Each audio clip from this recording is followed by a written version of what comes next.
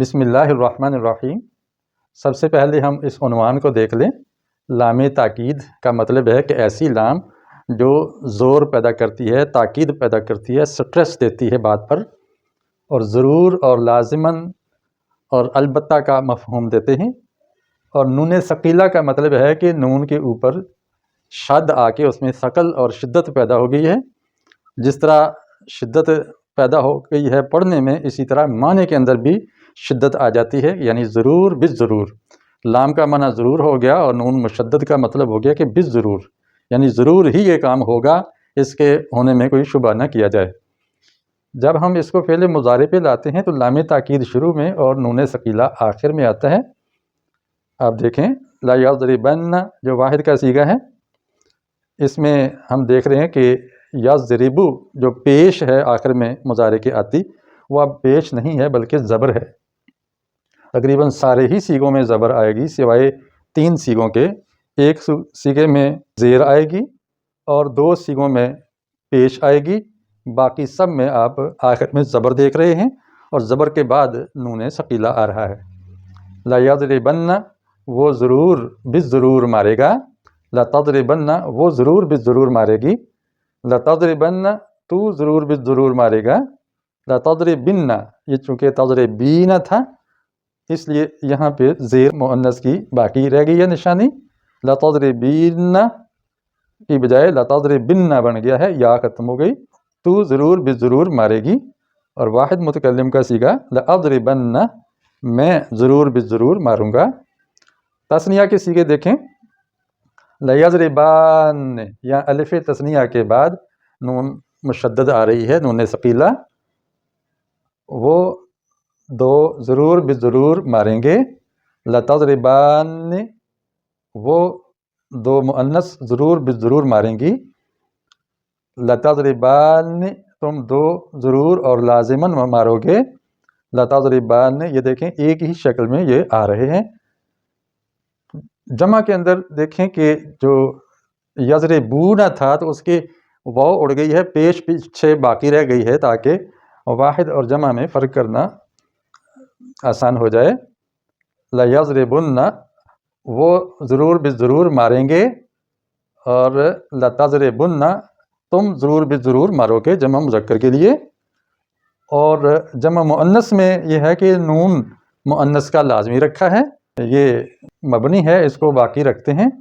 تو یہاں دیکھیں لا یضربنان آ رہا ہے اور لا تضربنان آ رہا ہے، وہ ضرور بالضرور ماریں گی، تم ضرور بالضرور ضرب لگاؤ گی۔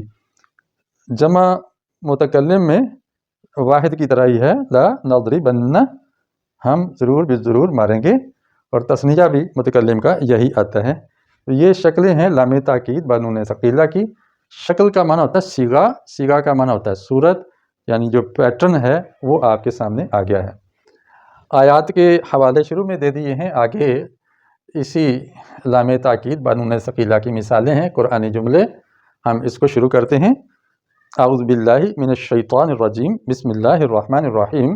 وَلَأُضِلَّنَّهُمْ وَلَأُمَنِّيَنَّهُمْ وَلَآمُرَنَّهُمْ فَلَيُبَتِّكُنَّ آذَانَ الْأَنْعَامِ وَلَآمُرَنَّهُمْ فَلَيُغَيِّرُنَّ خَلْقَ اللَّهِ۔ یہ ابلیس شیطان کا عزم ہے اس جملے کے اندر۔